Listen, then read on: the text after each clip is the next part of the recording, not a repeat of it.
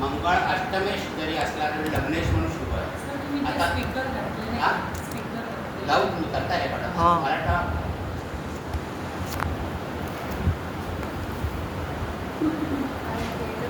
काही आपण इंट्रोडक्शन करतोय ना.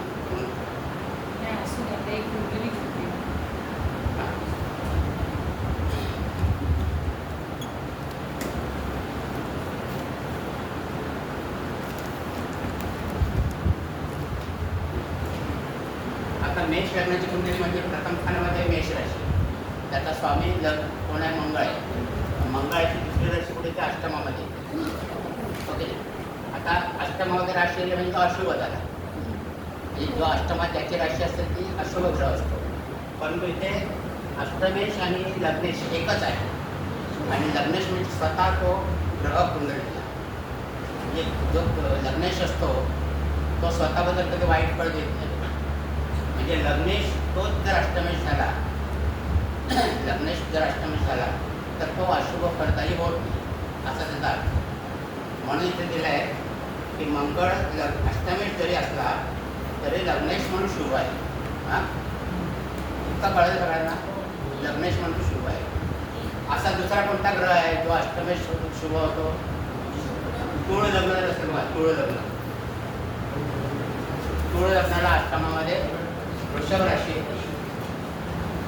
तुळ लग्नाला अष्टमात वृषभ राशी येते. इथे सुद्धा वृषभ राशीचा स्वामी शुक्र हा अशुभ होत नाही, कारण तोच लग्नेश असतो. अशी दोनच लग्न आहेत ते लग्नेश हेच अष्टमेश होतात. 12 लग्नापैकी 2च लग्न अशी आहेत. एक मेष लग्न आहे आणि एक तुळ लग्न, की त्यांची अष्टमात त्यांची राशी आहे. म्हणजे अष्टमेश म्हणून ते अशुभ होत नाही. हा पुढे बघा. नंतर शुक्र द्वितीयेश आणि सप्तमेश अजून दोन्ही मारकस्थानचा स्वामी. आता हे तिथं झालेलं म्हणतो. दुसरं स्थान आणि सप्तम स्थान मारकस्थान म्हणतात. 2 आणि 7 आपण पुढे शिकणार होते, त्यांना मारकस्थान म्हणतात. त्या दोन्ही मारकस्थानचा स्वामी शुक्र होतो, पण हा अशुभ होतो. मेष लग्नाला शुक्र हा अशुभ होतो. नंतर बुध तृतीयेश आणि षष्ठेश 3 आणि 6 हे त्रिषड्या स्थान.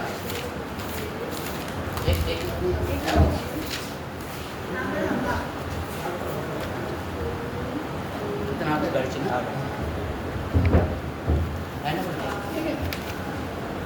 तुमच्याकडे नाही नसतं.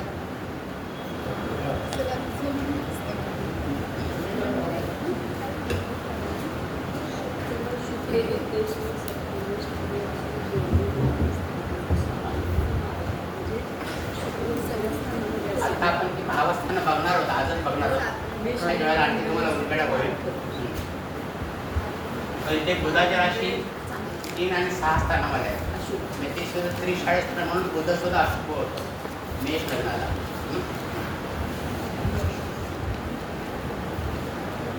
आणि चंद्राची राशी केंद्रामध्ये आली आहे, तो शुभ असतो. पण तो किती बलवान नसेल, चंद्र कसा चंद्र बघता नेहमी तो किती बलवान आहे की किती बलहीन आहे ते बघायचं. किती बलवान कधी होतो तो? तर शुक्ल पंचमीपासून तो पुढे असतो पौर्णिमेपर्यंत. आणि पौर्णिमा झाल्यानंतर पण तो 2-3 दिवस बलवान असतो. आणि त्याच्यानंतर कृष्ण पक्ष सुरू होतो, तिथे तो बलहीन होतो अमावस्येपर्यंत बलहीन. चंद्र कोणता आहे तो बघायचं, बलहीन आहे की बलवान आहे ते तुम्हाला बघायचं. तुमच्या कुंडलीमध्ये चंद्र बलहीन आहे की बलवान आहे सोपी ओळखायची स्थिती कशी आहे, कसं ओळखणार? कुंडलीमध्ये चंद्र बलवान आहे की बलहीन आहे ते रवी आणि चंद्रातलं अंतर बघायचं. रवी आणि चंद्रातलं अंतर बघायचं. समजायचं रवी जर इथे असेल ते इथे अमावास्या म्हणतो, बरोबर? चंद्र इथे असतो तर, आणि इथून चंद्र पुढे पुढे येत झाला की इथून तो इथे जास्त बलवान होणार की इथून बलवान मिळतो. इथून इथे पौर्णिमा होते, पौर्णिमेनंतर पण इथून राशीनंतर बलवान असतो आणि त्याच्यानंतर तो बलहीन होतो रवीच्या पुढे. म्हणजे रवीपासून समोर असेपर्यंत तो बलवान असतो आणि नंतर तो बलहीन व्हायला सुरुवात होतो. ही सोपी पद्धत आहे. चंद्र बलवान आहे बलहीन आहे ते बघायला. ठीक आहे. तर चंद्र जर बलवान असेल तो शुभ होतो इथे आणि तो मंगळाचा मित्र पण आहे चंद्र. तसाच रवी सुद्धा कोणाचा स्वामी आहे. कोणाचा स्वामी म्हणून हा सुद्धा बलवान आहे रवी.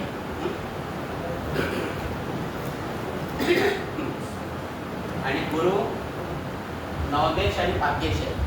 आता हे आपलं त्रिस्थानापैकी एक आहे 12वं स्थान म्हणजे. आणि हे चांगलं स्थान आहे त्रिकोण स्थान. आणि इथे गुरुची मूळ त्रिकोण राशी आहे म्हणून गुरुसुद्धा शुभ होतो आहे. गुरुसुद्धा शुभ होतो. आणि शनी दशम स्थान आणि 11वं स्थान आहे.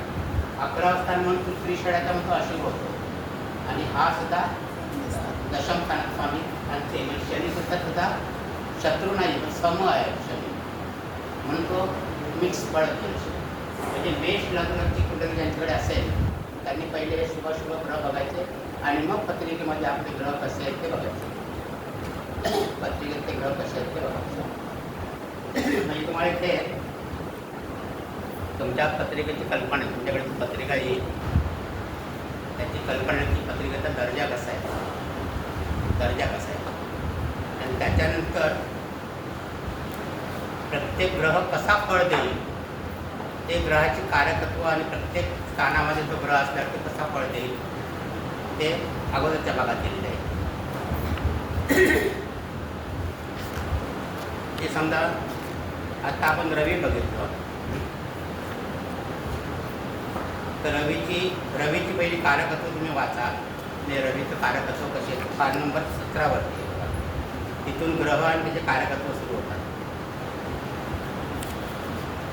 पान नंबर 17 वर ग्रह आणि त्याचे कारकत्व सुरू होतात.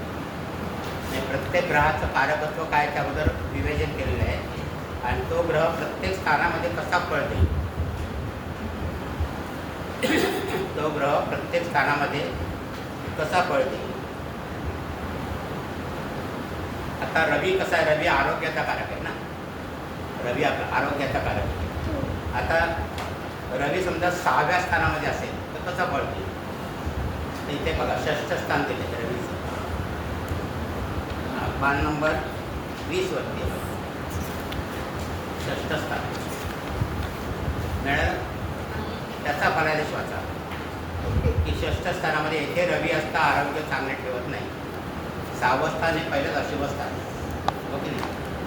आणि रवी आरोग्याचा कारक आहे म्हणजे आरोग्याचा कारक ग्रह तिकडे गेल्यामुळे तो आरोग्यासंबंधीचं चांगलं फळ देणार नाही म्हणून ते रवी आरोग्य चांगलं ठेवत नाही. त्याच्यात ढोबळ मानाने दिले आहेत सगळं पण असे तुम्ही वाचले तर तुम्हाला पत्रिका तुमची बऱ्याच चांगल्या प्रकारे कळेल.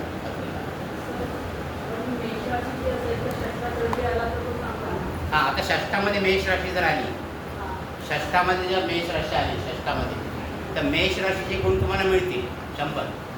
पण षष्ठ भावाला किती गुण आहेत बघा रवीला. 6व्या स्थानामध्ये 82 गुण.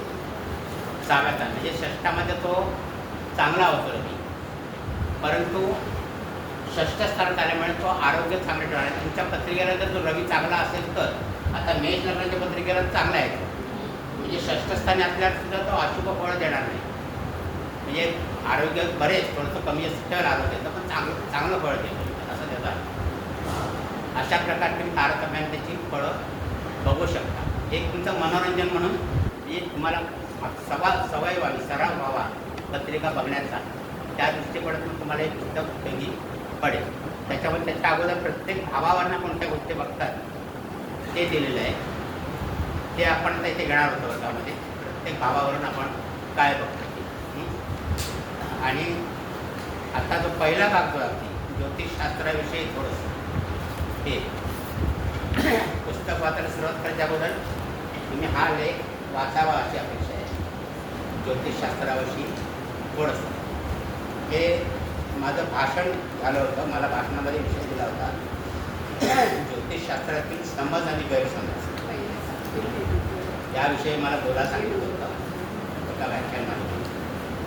नाशिकला पण झाली होती आणि इथं बदलापूरला पण झाली होती. तर तिथे जे भाषण मी केलं ते भाषण मी इथे दिलेलं आहे तुम्हाला. पहिला भाग जो आहे ज्योतिषशास्त्राविषयी थोडंसं आहे ना त्याच्यामध्ये जे माझं भाषण झालं होतं तेच भाषण मी इथे दिलेलं आहे. म्हणजे ज्योतिषशास्त्र कसं आहे, त्याचा कसा दुरुपयोग केला गेला आहे, त्याचा कसा वापर केला गेला नाही, जसा करायला पाहिजे तसं झालेलं नाही वापर. त्याच्यामधले समज आणि गैरसमज काय काय आहे त्याचा मी परामर्श घेतला त्याच्यामध्ये. तर ते तुम्ही वाचा, तुम्हाला इंटरेस्टिंग वाटलं तर पुढे वाचलं तर माझे सोडून. पण पुढचे मात्र तुम्हाला अभ्यासाच्या दृष्टिकोनाचा उपयोगी आहे. ते झाल्यानंतर तर सर्वसाधारण पुस्तक आता असं आहे, तुम्ही घरी जाऊन बघा आणि त्याचा अभ्यास करा. एक तुमच्या घरातल्यांच्या पत्रिका घ्या, त्यांच्याच पत्रिका घेऊन बघा, किंवा तुमची स्वतःचीच पत्रिका घ्या आणि ती बघा आणि त्याप्रमाणे तुमचं नेचर जुळतं की नाही जुळून बघा. ओके, म्हणजे त्याची जी फळं दिली आहेत ते ग्रहाची, कोणत्या भावात कोणता ग्रह कोणता फळ देईल कसं देईल ते पण तुम्ही बघा, म्हणजे तुम्हाला कळेल. आता काय पुस्तकाविषयी शंका आहे आणखी? पुस्तकाविषयी काय कोणाला काय कळलं नाही बघा तुम्ही, नाही आपण पुढच्या तासाला परत डिस्कस करू. आता जे यात म्हटलं ना भावस्थानं, म्हणजे ग्राहके मला पण जे आपण म्हटलं होतं त्या संदर्भात पण जे लघुपाराशरीमध्ये नियम आहेत त्यात आपण बघणार आहोत. भावस्थानं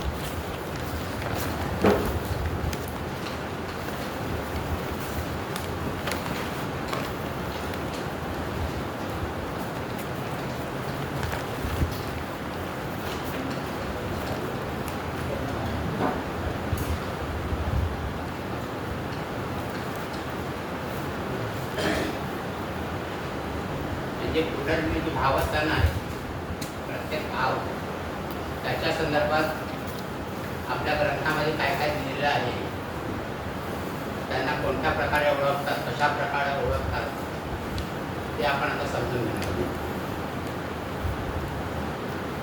ही भावस्थान समजताना इथे तुम्ही गणिताचं लॉजिकला लावू नका, कारण एका वेळेचा भाव तुम्हाला शुभ पण तिथे सांगता येत जाईल, एका वेळेला त्याची फळं अशुभ पण सांगितले, त्या त्या संदर्भात ते तुम्हाला वापरायचे, त्या त्या संदर्भात ते फळं तुम्हाला वापरायचे.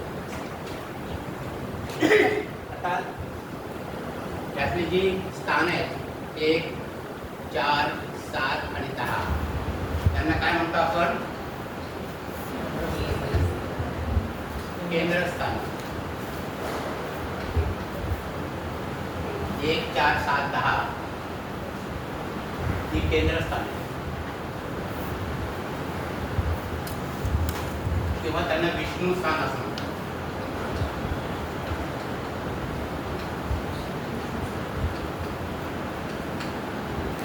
केंद्रस्थान किंवा विष्णू स्थान. आता ही स्थानं काय सुचवतात कुंडलीमध्ये, तर प्रयत्न आणि कर्तृत्व, प्रयत्न आणि कर्तृत्व सुचवतात.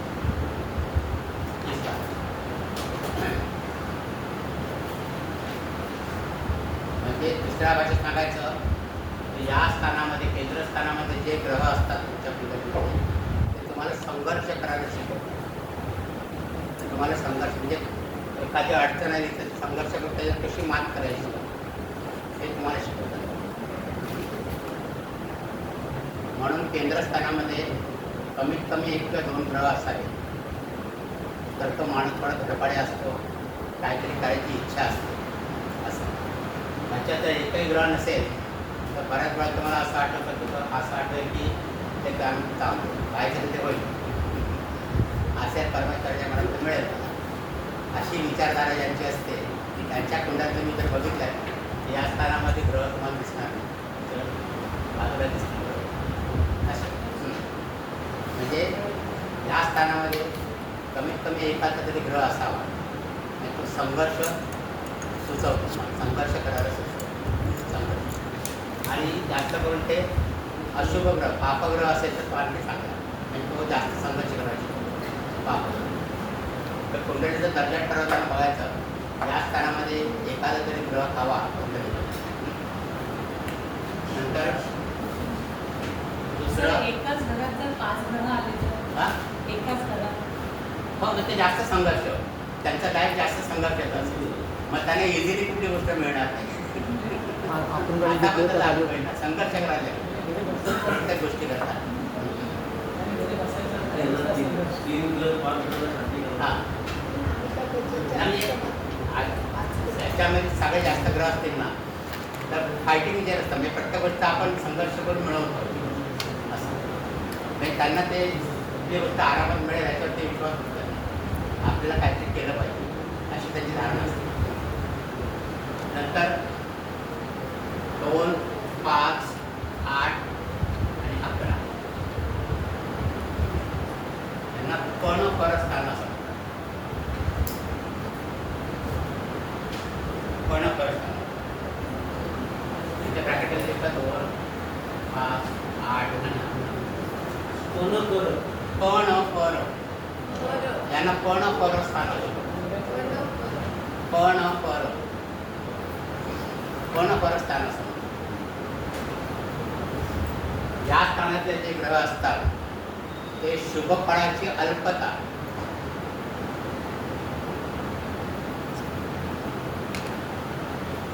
शुभ फळाची कमतरता म्हणतो आपण, कमतरता सुचवितात. म्हणजे ही सगळ्यात पॉवरफुल स्थान, त्याच्या खालोखाल ही स्थान 2, 5, 8 आणि 11 ही स्थान. आता हे गोष्ट गणिताने घ्यायची नाही. तुम्ही मगाशी सांगितलं की इथे अशुभ फळं मिळतील. आता हे स्थान तसं पंचम स्थान शुभ आहे, पण इथे पर्णपर स्थानामध्ये थोडंसं अशुभ फळ दाखवतं. म्हणजे थोडीशी कॉन्ट्रोवर्शियल स्टेटमेंट त्याच्यामध्ये येतील, पण त्या संदर्भात ती बघायची असते. त्या संदर्भात. आता त्या संदर्भात कशी बघायची? पंचम स्थानी शुभ आहे, पण हे दशम स्थानाचं अष्टम स्थान आहे. दशम स्थानापासून अष्टम स्थानात नाही.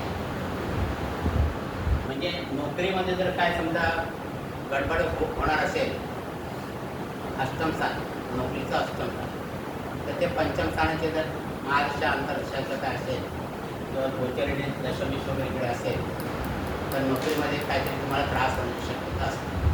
मग आता इतकी म्हणून हे शुभ स्थान आहे, मग असं कसं झालं तर त्या संदर्भात त्या स्थानाची फलते बघायची असते. बरोबर?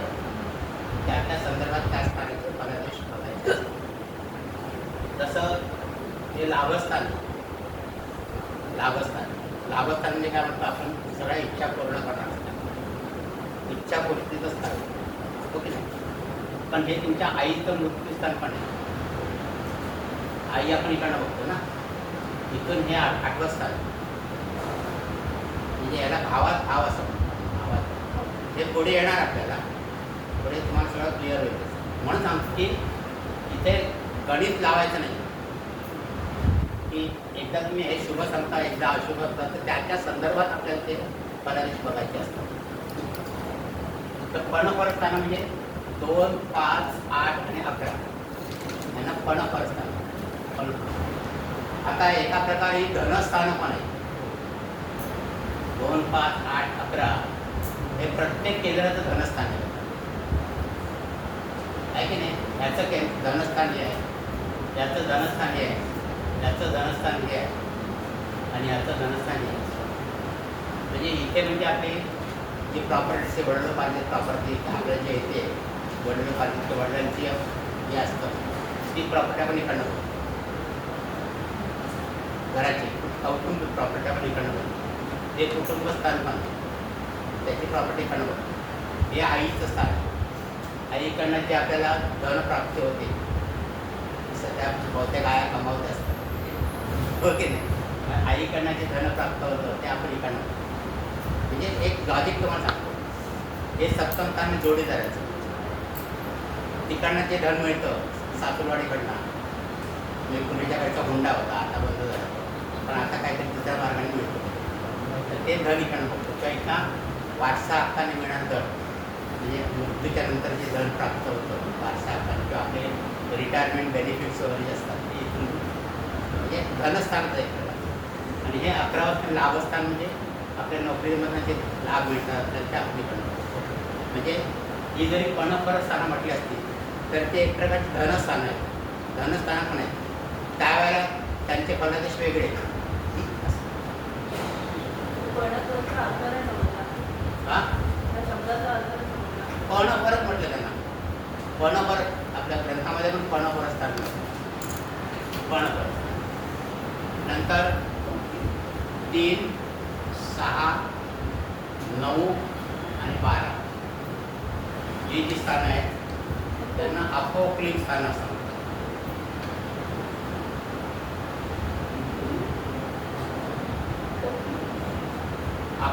अपोक्लिक स्थान 3, 6, 9 आणि 12 अपोक्लिक स्थान. ही स्थानं शुभ फलाची अल्पता, शुभ फलाची अल्पता किंवा अशुभ फलाची तीव्रता दाखवतात, किंवा अशुभ फलाची तीव्रता दाखवतात. म्हणजे ही जी स्थान आहे, म्हणजे जर वर्गवारी करायची झाली तर केंद्रस्थान सगळ्यात चांगलं, त्याच्यात जरा खालोखाल पर्णपरक स्थान आणि त्याच्यानंतर अपोक्लिक स्थान. ही आता हे अपोक्लिक स्थान बघितले तुम्ही तर हे कुठल्या तरी केंद्राचं व्ययस्थान आहे, हे चतुर्थचं व्ययस्थान, हे सप्तमाचं व्ययस्थान, हे दशमाचं व्ययस्थान आणि हे लग्नाचं व्यवस्था 12 वाजता. हे कोणत्या तरी केंद्राचं ते व्यवस्थान आहे. जशी पर्णपरक स्थान आहे कोणत्या तरी केंद्राचं धनस्थान आहे, तशी अपोक्लिक स्थान आहे कोणत्या तरी केंद्राचं व्यवस्थान, कोणत्या तरी केंद्राचं व्यवस्थान. आता हे पण स्थान तुम्ही शुभ म्हणतात, 9वां स्थान भाग्यस्थान, पण हे दशम स्थानाचं व्यवस्थान आहे. म्हणजे नोकरीतला काय बदल वगैरे असेल तर तो तुम्हाला घेऊन जातो. नोकरीमध्ये काय बदल, नोकरीतला काही बदल व्हायचा असेल, काय वेळ असेल, नोकरी जाणार असेल किंवा दुसरी नोकरी आपल्याला मिळणार असेल ते आपल्याला तिथून म्हणजे प्रत्येक संदर्भातले फलादेश आपले वेगळे वेगळे असतात. असं हे भाग्यस्थान आहे. व्यक्तीचं भाग्य कसं आहे ते आपण इकडं शुभस्थान आहे, अत्यंत शुभस्थान, पण त्या त्या संदर्भात त्याचे फलादेश बदलत असतात. आता इथे अपोक्लिक स्थान म्हणून नोकरीतला व्यय, नोकरीचा व्यय म्हणून हे अपोक्लिक स्थान असं अपोक्लिक स्थान. नंतर चौथा आहे 5 आणि 9 त्यांना कोणस्थान.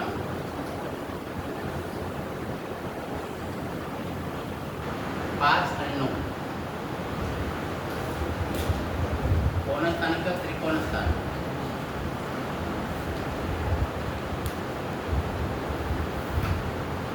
किंवा लक्ष्मी स्थान.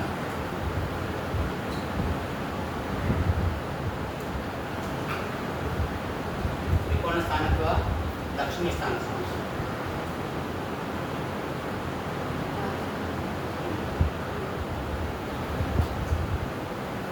ही स्थानं अत्यंत शुभ समजली जातात, शुभ स्थान समजली.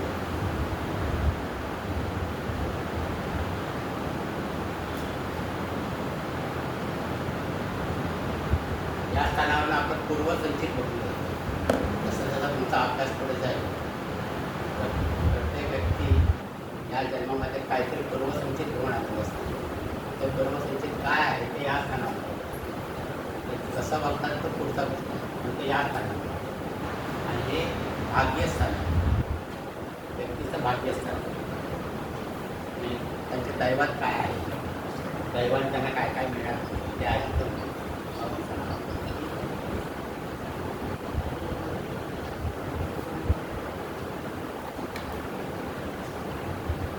4 आणि 8 त्यांना चतुरस्त्र स्थान.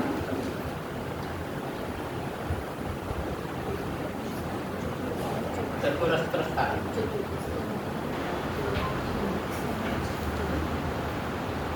स्थान चतुरस्त्र अत्यंत शुभ समजले.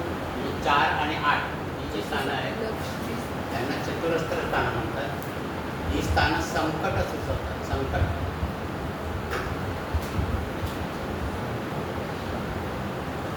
ही स्थानं संकट सुचवतात. आता अष्टम स्थान तर तुम्हाला माहिती आहे की त्रिस्थानापैकी एक आहे, अशुभ स्थान आहे. आणि संकट वगैरे आपण तिकडनं सगळं रोग होतो आणि तिथून बी आय हॉस्पिटलायझेशन तुरुंगवास वगैरे होणार. 4 आणि 8 जी स्थान आहे ती संकटच होतं. संकट एखादं संकट काय येणार असेल तर ते त्या स्थानावर आपल्याला करू शकतो. 4 आणि 8. आता बघा इथे चौथं स्थान संकट स्थान म्हणून आले आणि ते 4, 8 आणि 12 हा जो त्रिकोण घेतला आपण त्याला मोक्ष स्थान म्हणून.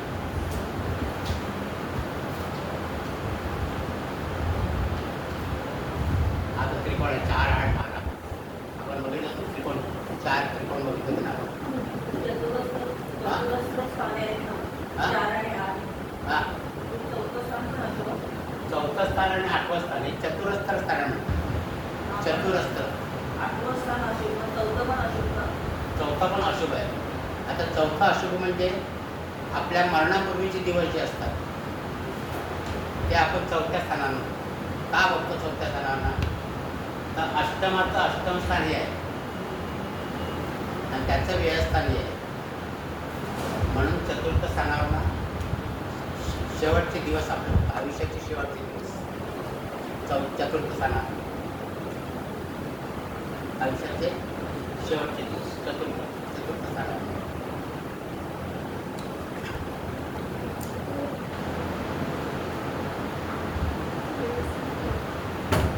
नंतर आता हे मोक्ष त्रिकोण तुम्ही आपण झाला होता ना. मोक्ष त्रिकोण म्हणजे अग्नितत्वाचं, पृथ्वी तत्व, वायू तत्व आणि जलतत्व आणि धर्मत्रिकोण, अर्थत्रिकोण, कामत्रिकोण आणि मोक्ष त्रिकोण. त्याच्यावरती ही मोक्ष त्रिकोण म्हणजे मोक्ष त्रिकोण म्हणजे परमार्थ वगैरे तुमच्या आयुष्याची शेवटी तुम्ही करणार की नाही ते या स्थानातल्या ग्रहांवर तुम्हाला कळतं कोणते कळते. नंतर 3, 6 आणि 11 ही जी स्थान आहे त्यांना त्रिषड्या स्थान असतात. त्यांना त्रिषड्या स्थान 3, 6 आणि 11 यांना त्रिषड्या स्थान म्हणतात. आणि या स्थानातले ग्रह किंवा या स्थानाचे स्वामी या अशुभ फळ 3, 6 आणि 11 या स्थानाचे स्वामी हे अशुभ फळ.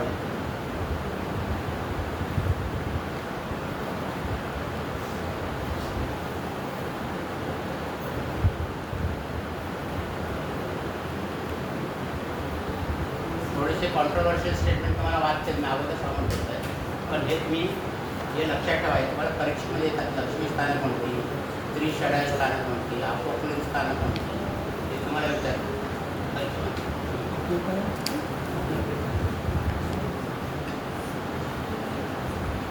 3, 7 आणि 11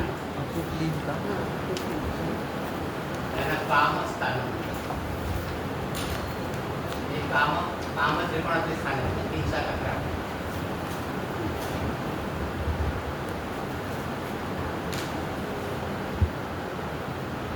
म्हणजे ह्या स्थानांना वैवाहिक संबंध आणि त्या संबंधी व्यक्ती यांचा बोध होतो. 3, 7 आणि 11 काय लिहिलं सर ते 3, 6, 11च्या पुढे कामस्थान. कामस्थान कामत्रिकोण आपण बघितलं ना. कामत्रिकोण 3, 7, 11 3, 7 आणि 11 असा जो त्रिकोण झाला होता तो ते वैवाहिक संबंध आणि त्या संबंधीचे व्यक्ती या संदर्भाचा अर्थवत आपल्याला या त्रिकोणावर काम.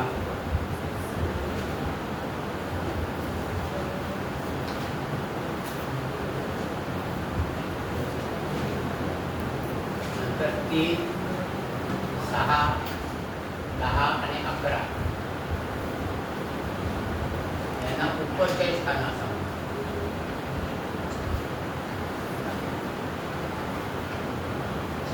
उपचय स्थान 3, 6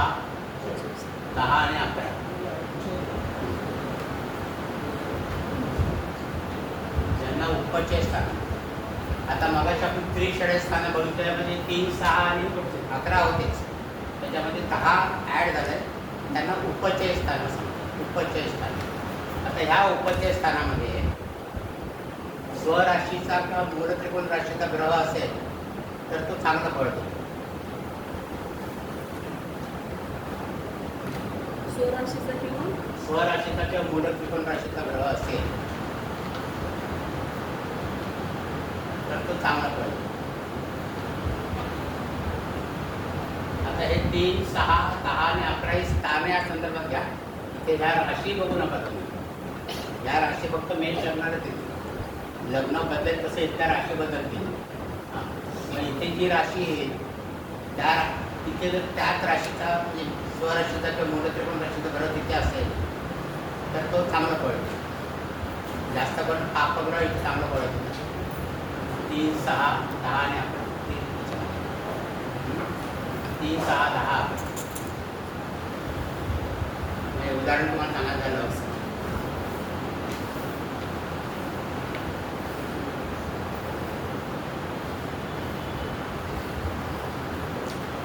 समजा कन्या लग्न आहे. कन्या लग्न इथे कोणती राशी येईल? 8. इथे कोणती राशी येईल? 11. इथे कोणती येईल? 3. आणि इथे कोणती येईल? 4. आणि ही जरी उपचय स्थान आहे ना कन्या लग्नाला, ही उपचय स्थान आहे. आता इथे मंगळ जर स्वराशीचा असेल म्हणजे वृश्चिकात मंगळ असेल इथे तर तो चांगला पडते. इथे शनी असेल समजा कुंभेचा तर चांगला पडते. शनी म्हणजे ही स्थानं अशुभ स्थानं जर उपचय स्थानं सांगत नाही तरी इथे बुध असेल चांगला पडते. इथे चंद्र असेल चांगला पडते. असा त्याचा स्वराशीचा किंवा मूल त्रिकोण राशीचा प्रभाव इथे चांगले पडते.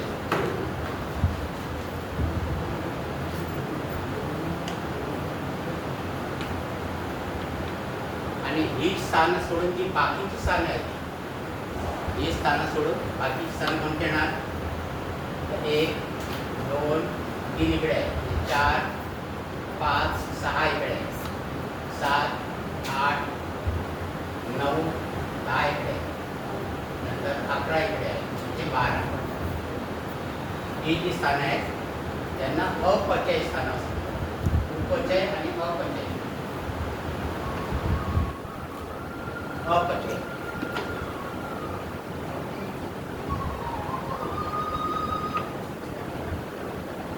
आता ह्या स्थानांमध्ये शत्रू राशीचा किंवा नीच राशीचा ग्रह असेल, शत्रू राशीचा किंवा नीच राशीचा ग्रह असेल तर तो थोडा अशुभ फलादेश देतो. अपचय स्थान हे तुम्हाला आता एकदम शत्रू जाणार नाही. नीच शत्रू राशीचा किंवा नीच राशीचा ग्रह असेल तर तो आपल्या फळामध्ये घट किंवा अपकर्ष दाखवतो. अपकर्ष अशुभ फळ, चांगली फळं देत नाही. शत्रू राशीचा किंवा नीच राशीचा.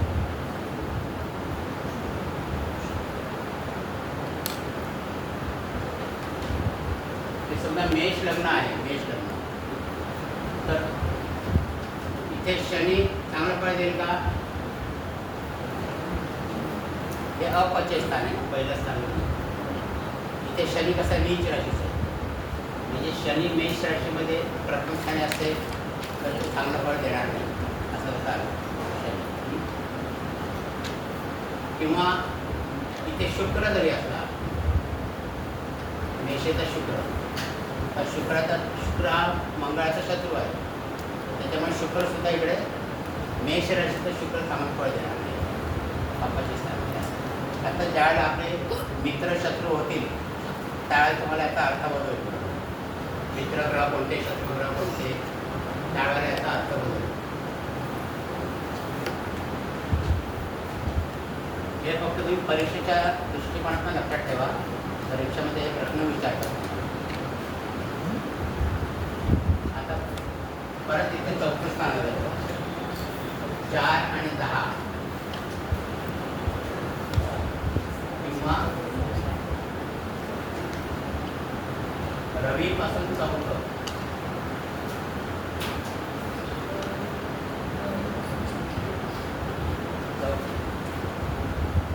यांना अभिजित स्थान असतं.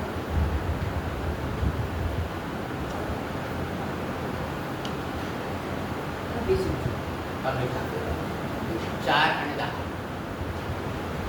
म्हणजे ही 2 बलवान केंद्र आहेत नाही, त्यांना अभिजित स्थान असतं.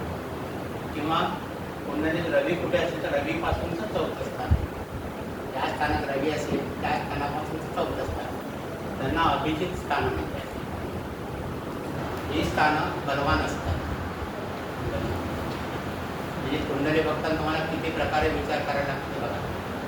म्हणजे असा सगळा विचार करून मग त्याचा तुम्हाला फलादेश करायचा असतो. रवी दुसऱ्या घरामध्ये असेल, हां, रवी जर दुसऱ्या घरामध्ये असेल तर इथून चौथं स्थान कोणतं हे स्थान, मग हे अभिजित स्थान, हे बलवान स्थान, रवीपासून चौथं स्थान.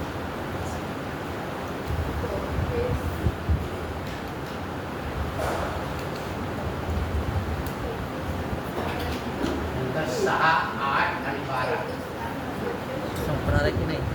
यांना त्रिस्थान.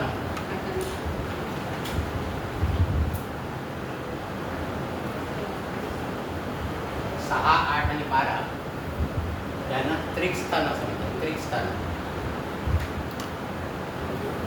ही स्थानं नाश आणि अनिष्ट दाखवतात, म्हणजे अशुभ फल देतात. 6, 8, 12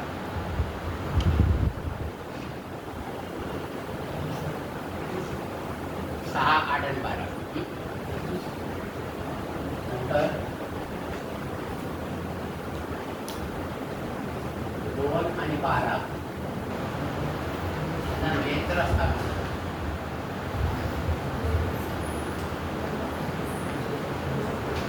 2 आणि 12 यांना नेत्र असतात. हे 2 डोळे आहेत. ओके. हा उजवा डोळा, हा डावा डोळा, आणि लेडीजच्या बाबतीत उलटं बघतात. पुरुषाच्या बाबतीमध्ये हा उजवा डोळा, हा डावा डोळा असं बघतात. म्हणजे एखाद्याच्या डोळ्याला काय त्रास आहे का, तर या 2 स्थानापैकी कोणत्या स्थानात पापग्रह असेल आणि त्याच्यावरती रवी किंवा चंद्राची दृष्टी असेल, किंवा रवी किंवा चंद्र इथे असेल, किंवा शुक्र डोळ्याचा कारक डोळा आहे, हा जर बिघडलेला असेल तर डोळ्याचा त्रास असतो, डोळ्यासंबंधित त्रास असतो. तुमचं लेझरचं ऑपरेशन झालं ना, तुमच्या कुंडलीमध्ये बघा इथे काय आहे का, माझ्या आहे. आणि त्याच्यावरती रविचंद्राची माझ्या बरे त्याच्या रविचंद्राची शुक्र आहे, ती शुक्र कुठेतरी बिघडलं आहे का रविचंद्राच्या दृष्टीने किंवा पापग्रहाच्या दृष्टीने बघा, तर डोळ्याचा त्रास असतो. सर बिघडला असेल तर ठीक करता येईल का? हां, असेल बिघडलेला तर ठीक करता येतो का? जास्तच बिघडलेलं असेल तर मग एकदम सगळ्याच प्रकारे बिघडलेला अंधत्व येतो. थोडा बिघडला तर मग चष्मा लागणं, ऑपरेशन होणं, मोतीबिंदूचं ऑपरेशन होणं अशा गोष्टी होतात. आता मोतीबिंदू वगैरे वयोमानात पण होतात, पण ज्यांना लहान वयामध्ये त्रास असतो चष्म्याचा, त्यांच्या कुंडलीमध्ये बघा तुम्हाला स्थानामध्ये नेत्रस्थान. मेलसाठी काय म्हटलं, सेकंड माउस लेफ्ट आईज आणि राईट आईज आहे. तुम्ही आता असं उभं राहिला आपण, हा राईट हँड झाला ना, हा लेफ्ट, हा राईट आहे आणि हा लेफ्ट आहे. मेलसाठी फिमेलसाठी उलटा बघा.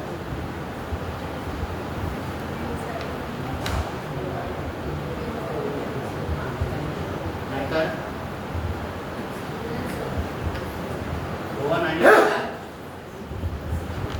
यांना मारक स्थान म्हणतात.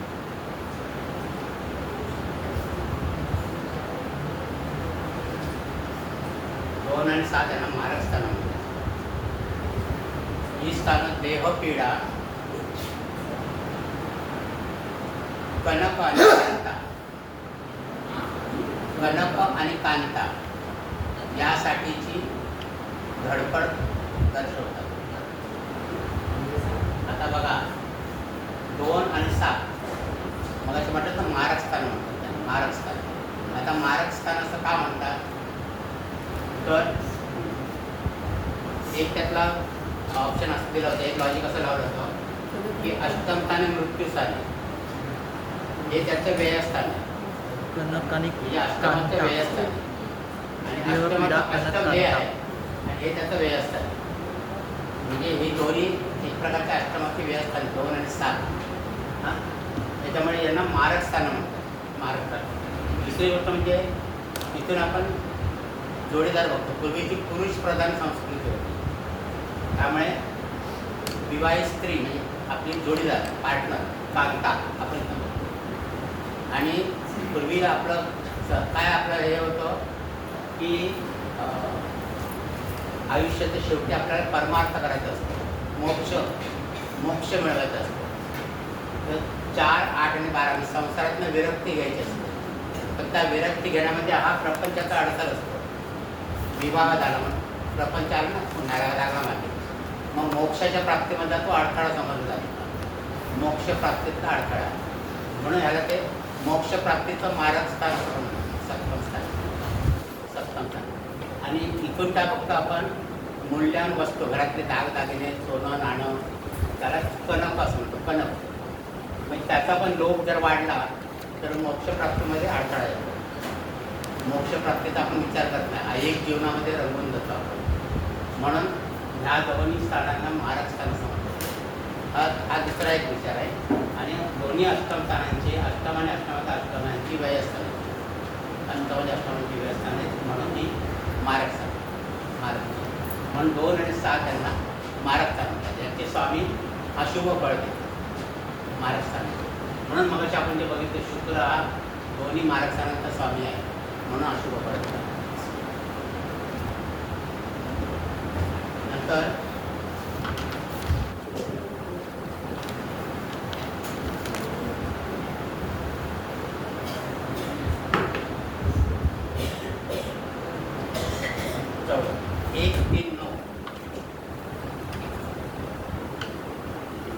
बुद्धीची कारक स्थान आहे.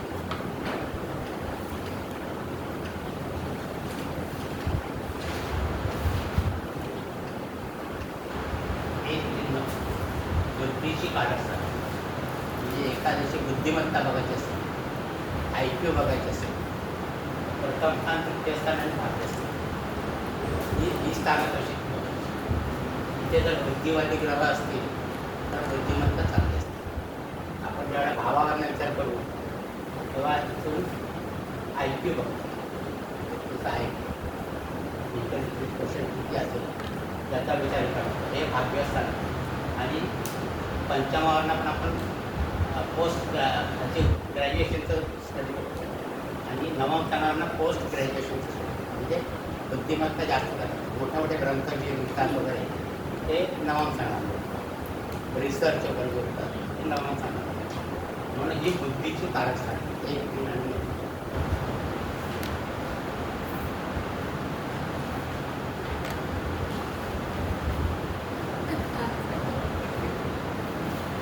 नंतर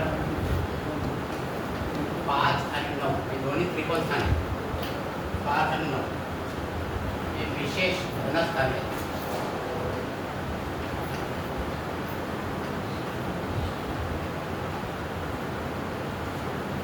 आणि 9 हे विशेष धनस्थान आहे.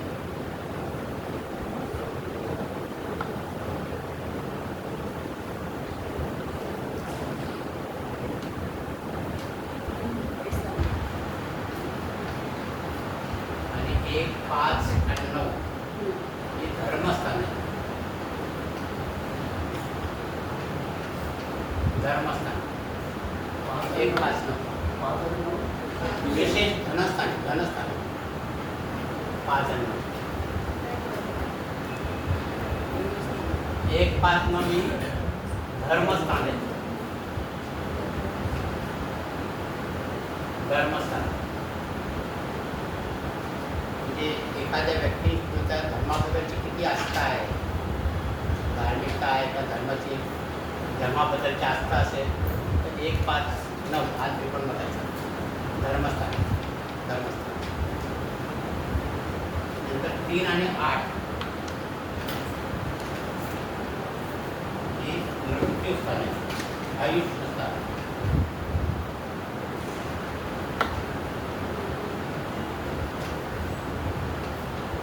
आयुष्य स्थान 3 आणि 8 याच्यावरनं किती आयुष्य लागेल त्याचा अंदाज तुम्हाला काढता येतो.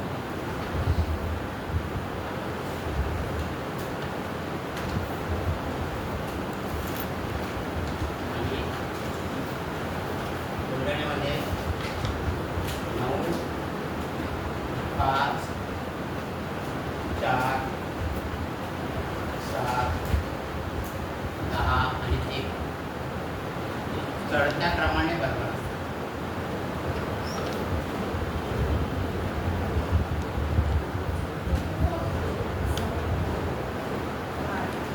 हे चढत्या क्रमाने बघा. ही जी स्थान आहे पहिलं हे बलवान, त्याच्यापेक्षा हे स्थान बलवान, त्याच्यापेक्षा हे स्थान बलवान. दहा चौकडे एक लिहिले का ते? 10 चौकडे एक लिहिले का? हा 10 चौकडे एक लिहिले का? हा 10च्या पुढे एक नाही. हे चढत्या क्रमाने बलवान स्थान असतं. म्हणजे हे बलवान स्थान झालं, त्याच्यापेक्षा बलवान हे, त्याच्यापेक्षा बलवान हे, त्याच्यापेक्षा बलवान हे, त्याच्यापेक्षा बलवान हे असं. आणि सगळ्यात बलवान हे. म्हणजे प्रथम भाव सगळ्यात बलवान.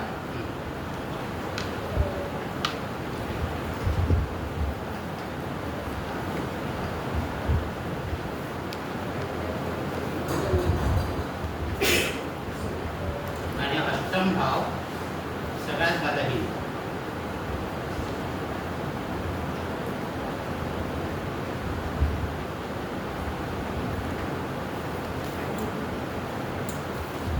अष्टम भाव सगळ्यात बलहीन. शब्द लिहिताना चढता क्रम लिहिला ते वाचायला वेगळं. हा 9, 5, 4, 7, 10, 1 चढत्या क्रमाने बल. 9, 5, 4, 7, 10 आणि 11 चढत्या क्रमाने बलवान. चढत्या क्रमाने बलवान असं. म्हणजे नवम स्थान बलवान आहे आपलं. त्याच्यापेक्षा जास्त बलवान कुठलं आहे? पंचम स्थान आहे. त्याच्यापेक्षा जास्त बलवान कुठलं आहे? ते चतुर्थ स्थान आहे. कारण हे केंद्रस्थान आहे. आता हे पणफळ स्थानामध्ये आलं ना 9 आणि 5. आणि आपण काय म्हणतो केंद्रस्थान सगळ्यात बलवान असतात ना केंद्रस्थान. तर पहिले हे स्थान घेतलं बलवान, त्याच्यापेक्षा जास्त बलवान हे घेतलं लक्ष्मी स्थानं म्हणतात त्यांना. आणि ही विष्णू स्थानं म्हणतात. त्याच्यामध्ये पण पहिलं चतुर्थ स्थान आहे. केंद्रातलं सगळ्या केंद्रातलं ते म्हणजे कमी प्रतीचं स्थान चतुर्थ. त्याच्या खालवर हे, त्याच्या खालवर हे, म्हणजे त्याच्यापेक्षा थोडं जास्त हे, त्याच्यापेक्षा थोडं जास्त आणि सगळ्यात बलवान. म्हणजे प्रथम स्थान म्हणजे आपला कर्ता, आपण सत्ता, त्याच्यावरती सगळं कुंडलीचं हे आले बसतं सगळं काय करायचं काय करायचं. त्यामुळे प्रथम स्थान हे सगळ्यात बरोबर असतं. आता ही भावस्थान त्या संदर्भातली पदार्थाचे म्हणजे प्रत्येक भावावरनं आपण कसे बघायचे पदार्थाचे त्याचं थोडंसं तुम्हाला याच्यावरनं कल्पना येईल. आणि नंतर मग आपण प्रत्येक भावावरनं काय बघणार आहोत, प्रत्येक भावावरनं काय काय गोष्टी आपण बघतो ते याच्यानंतर आपण बघणार आहोत. तर हे तुम्ही बघा, फक्त घरी जाऊन परत एकदा त्याचा अभ्यास करा. भावस्थानं आणि त्या संदर्भात परादेश हे प्रश्न तुम्हाला परीक्षेमध्ये विचारतात. त्याच्यावर ही स्थानं कोणती, ही स्थानं कोणती अशी. तर त्या परीक्षेच्या संदर्भात तुम्हाला हे लक्षात ठेवायला पाहिजे. ते लक्षात ठेवायला काही फॉर्म्युला पाठांतर. विचारतात. आता आपल्या बोलण्यामध्ये येणार ना कुंडली सोडवताना ना आपण म्हणतो ही त्रिषाढ स्थान आहे, हे अपकिल स्थान आहे, पणपर स्थान आहे. त्यावेळेस लक्षात